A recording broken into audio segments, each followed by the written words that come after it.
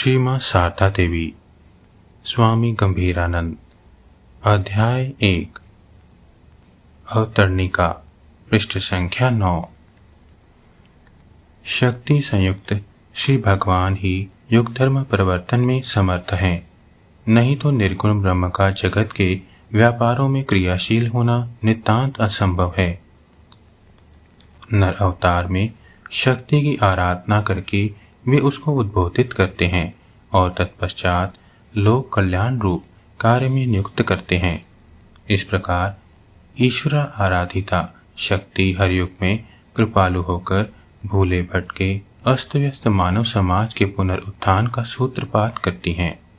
केवल इतना ही नहीं, जिस समय श्री भगवान नर रूप में अवतीर्ण होते हैं उस समय प्रायः उनकी आराधिता शक्ति भी नारी रूप में उनकी सहगामिनी होती हैं।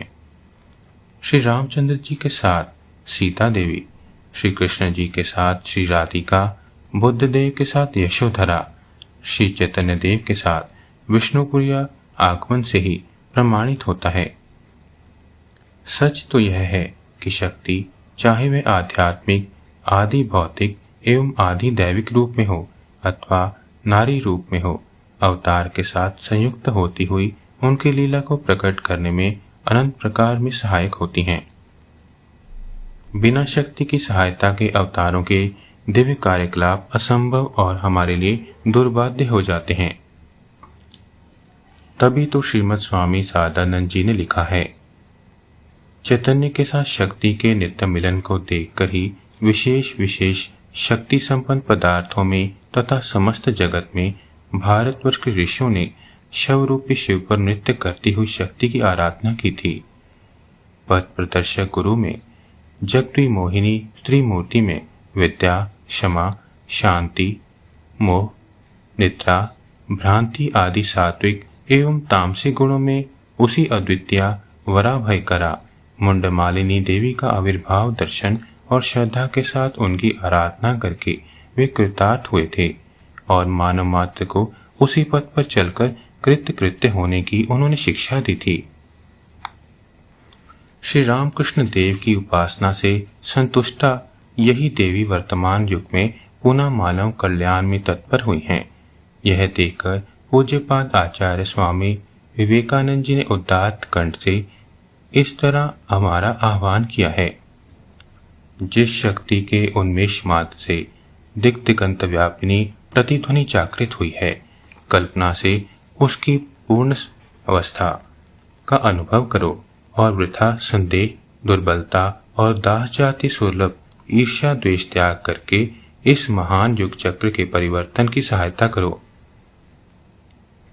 सब में निहित ब्रह्म रूपिणी वह अदृश्य शक्ति इस काल में पुनः युगावतार भगवान श्री रामकृष्ण की सहधर्मिणी के रूप में अवतीर्ण होकर एक और तो परम पुरुष की लीला की पूर्ति में सहायक हुई और दूसरी ओर विभिन्न क्षेत्रों में अपनी महिमा का विस्तार कर और मानव समाज के अकल्याण को दूर कर उसने भावी भारत तथा समस्त विश्व को एक नव अभ्युदय के राजमार्ग पर ला दिया। तभी तो दोनों की कृपा कटाक्ष से कृतार्थ हो स्वामी विवेकानंद ने सविनय कहा है, दास हूं तुम दोनों का, करूं प्रणाम शक्ति तुम्हारे चरणों में।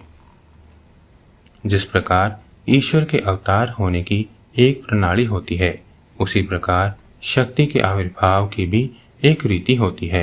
अथवा यूं कहिए कि यद्यपि अग्नि और उसकी दाही का शक्ति के समान अभिन्न ईश्वर और ईश्वर शक्ति का शरीर धारण एक ही लक्ष्य के लिए एक ही समय में और एक ही नियमानुसार होता है, तो भी उनकी कार्य सिद्धि पुरुष शरीर धारण द्वारा एक प्रकार और नारी शरीर धारण द्वारा दूसरे प्रकार से हुआ करती है।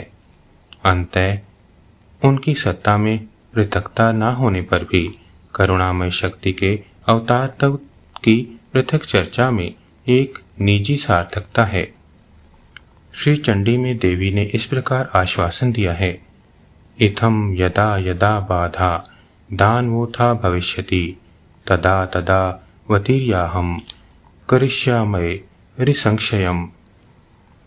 इस प्रकार जब जब दानों के प्रादुर्भाव के विघ्न उपस्थित होंगे, मैं तब तब अवतीर्ण होकर शत्रुओं का विनाश करूंगी। प्राचीन काल में देव मनुष्यों को पीड़ा पहुंचाने वाले दानवों के संहार का एक अनिवार्य प्रयोजन था, परंतु असुरों की तांडव लीला केवल बहिर्चक जगत तक ही सीमित नहीं रहती। अंतर जगत में सुवृत्तियों और कुवृत्तियों के बीच जो निरंतर संघर्ष चलता रहता है, उपनिषदों में उसे भी देवासुर संग्राम कहा गया है।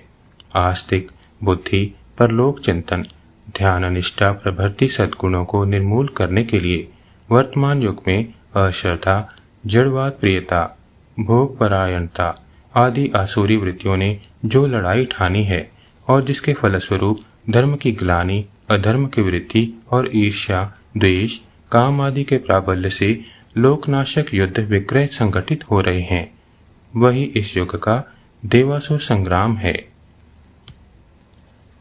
ओम श्री राम कृष्ण अर्पणमस्तु।